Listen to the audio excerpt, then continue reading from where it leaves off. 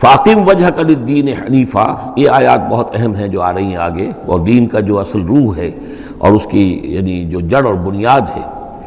فاقم وجہک للدین حنیفا،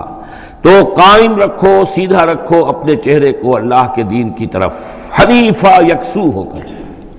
یہ توحیدی شان ہو کہ میری اطاعت، ان صلاتی و نسکی و محیایا و مماتی للہ رب العالمین، جیسے حضرت ابراہیم نے فرمایا تھا انی وجہت وجہی للذی فطر السماوات والارض حنیفا وما انا من المشرکین۔ اب ہر چہار طرف سے اپنی توجہات کو کاٹ کر ذات باری تعالیٰ پر مرکوز کرو۔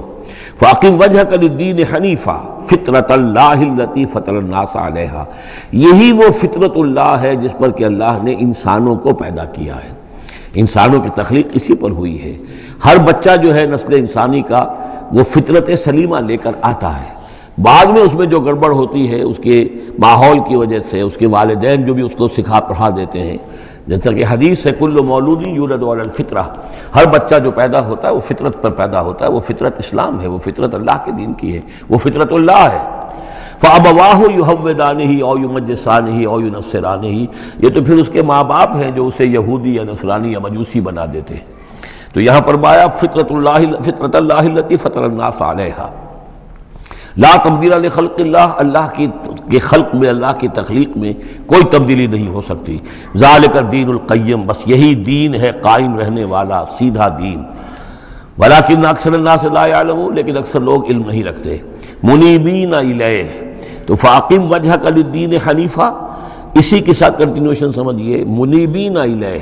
اور چونکہ پہلے واحد کے صیغے میں تھا تو حضور سے خطاب تھا، لیکن جیسا کہ میں نے آپ کو بتایا ہے کہ حضور سے خطاب بھی ہوتا ہے ان مکی صورتوں میں، تو گویا کہ امت سے ہو رہا ہے، تو یہاں وہ جمع کا صیغہ ہو گیا کہ اپنے چہرے اللہ کے دین کی طرف یکسو ہو کر سیدھے کر لو، منیبین الیہ، اسی کی طرف رجوع کرتے ہوئے، واتقوہ،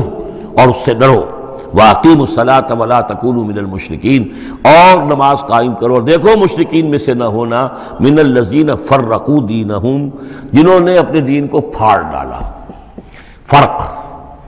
فرق جو ہے کاٹ دینا، توڑ دینا، کل فرقٍ کالطود العظیم فرقنا بکم البحر، یاد کرو جب کہ ہم نے تمہارے ساتھ سمندر کو پھاڑ دیا تھا، وَإِذْ فَرَقْنَا بِكُمُ الْبَحْرَ فَأَنْجَيْنَاكُمْ وَأَغْرَقْنَا آلَ فِرْعَوْنَ وَأَنْتُمْ تَنظُرُونَ۔ فرق کیا ہے؟ پھاڑ دینا، دین کو پھاڑ دینا، توڑ دینے کے معنی کیا ہیں؟ اطاعت ایک حصے میں اللہ کی، ایک حصے میں کسی اور کی، وہ زندگی پھٹ گئی، اب یہ زندگی منتشر ہو گئی، اطاعت آپ کی منتشر ہو گئی، اطاعت صرف اللہ کی ہو، فَدْعُوهُ مُخْلِصِينَ لَهُ الدِّينَ، پکارو اس کو لیکن اسی کے لیے اپنے دین کو خالص کرتے ہوئے، ساری اطاعت اسی کی، یا اس کی اطاعت کے تابع کسی کی اطاعت ہو سکتی ہے، مثلا والد کی اطاعت ہے، والدین کی اطاعت ہے، اساتذہ کی اطاعت ہے، حکمرانوں کی اطاعت ہے، اگر وہ اللہ کی اطاعت کے خلاف نہ ہو، اللہ کی اطاعت کے اندر ہے کوئی حرج نہیں، جس کی چاہو بات مانو، والدین کی مانو، اساتذہ کی مانو، اپنے پیروں کی مانو، جس کی چاہو مانو، حکام کی مانو، بشرطے کہ اس سے اللہ تعالیٰ کا کوئی حکم نہ ٹوٹتا ہو۔ لا طاعۃ لمخلوق فی معصیۃ الخالق، مخلوق میں سے کسی کی اطاعت نہیں کی جائے گی جس سے خالق کی نافرمانی لازم آتی ہو، بس یہ قانون ہے۔ تو من الذین فرقوا دینہم، کہ جنہوں نے اپنے دین کے ٹکڑے ٹکڑے کر دیے، وکانوا شیعا، اور وہ خود ان کو ایک ایک ٹکڑا لے کر علیحدہ ہو گئے، کل حزب بما لدیہم فرحون، اور ان میں سے ہر جماعت جو ہے جو کچھ ان کے پاس ہے اسی پر وہ اترا رہی ہے، اسی کے اوپر مگن ہے، کسی نے کچھ لے لیا ہے دین کا حصہ، کسی نے کوئی دین کا حصہ لے لیا ہے۔ وَإِذَا مَسَّ النَّاسَ ضُرٌّ دَعَوْا رَبَّهُمْ مُنِيبِينَ إِلَيْهِ، اور جب انسانوں کو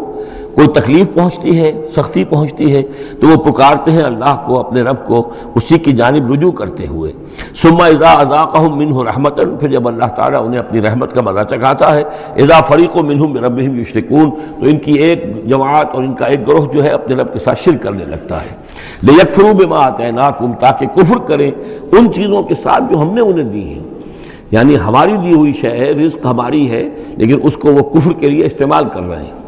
فتمتعوا، اچھا ٹھیک ہے، جو بھی تمہیں فائدہ اٹھانا اٹھا لو، چند دن کی زندگی ہے، بالآخر تو تمہیں ہمارے پاس آنا ہے، یہ تمہارا طرز عمل جو ہے وہ اسی مہلت کے اندر اندر جو تم چاہو کرو، فسوف تعلمون، پھر یہ کہ عنقریب تمہیں معلوم ہو جائے گا کہ اصل حقیقت کیا ہے۔ کلا سوف تعلمون ثم کلا سوف تعلمون، ایک وقت آئے گا جب کہ اصل حقائق جو ہے وہ منکشف ہو جائیں گے۔ ام انزلنا علیہم سلطانا فہو یتکلم بما کانوا بہ یشرکون، کیا ہم نے ان کے اوپر کوئی ایسی سند اتاری ہے جو ان سے یہ کہہ رہی ہو، ان چیزوں کی تصدیق کر رہی ہو کہ جن کے یہ شرک کر جس کو شریک کر رہے ہیں، یعنی کوئی آسمانی کتاب آئی ہو جس نے انہیں یہ بتایا ہو۔ اب یہاں دیکھیں لفظ یتکلم آیا، جو بات کرتی ہو ان سے، یہی لفظ ہے جو کہ علامہ اقبال نے قرآن کے لیے استعمال کیا ہے، مثل حق پنہا و ہم پیداستو، زندہ و پائندہ و گویاستو۔ یہ قرآن جو ہے خود کلام کرتا ہے، آپ اس سے گفتگو تو کیجئے، یہ آپ سے کلام کرے گا، آپ سے بات کرے گا۔ تو پوچھا گیا یہ کہ ام انزلنا علیہم سلطانا فہو یتکلم بما کانوا بہ یشرکون، تو کیا ہم نے ان کے اوپر کوئی سند اتاری ہے جو ان سے گفتگو کرتی ہو، جس نے انہیں یہ بتایا ہو کہ یہ شرک کرو، یہ بھی اللہ کے ساتھ شریک ہے، اور یہ بھی اللہ کے ساتھ شریک ہے، اور یہ بھی اللہ کے ساتھ شریک ہے۔ وَإِذَا أَذَقْنَا النَّاسَ رَحْمَةً فَرِحُوا بِهَا، اور جب ہم لوگوں کو اپنی رحمت کا مزہ چکھاتے ہیں تو پھر وہ بڑے اتراتے ہیں، فخر کرتے ہیں، پھولے نہیں سماتے۔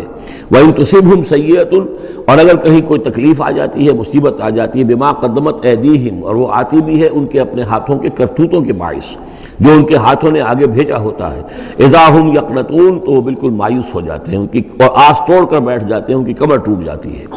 اولم یروا ان اللہ یبسط الرزق لمن یشاء ویقدر، کیا وہ دیکھتے نہیں ہیں کہ اللہ تعالیٰ ہی ہے کہ جو رزق کو کھول دیتا ہے، پھیلا دیتا ہے،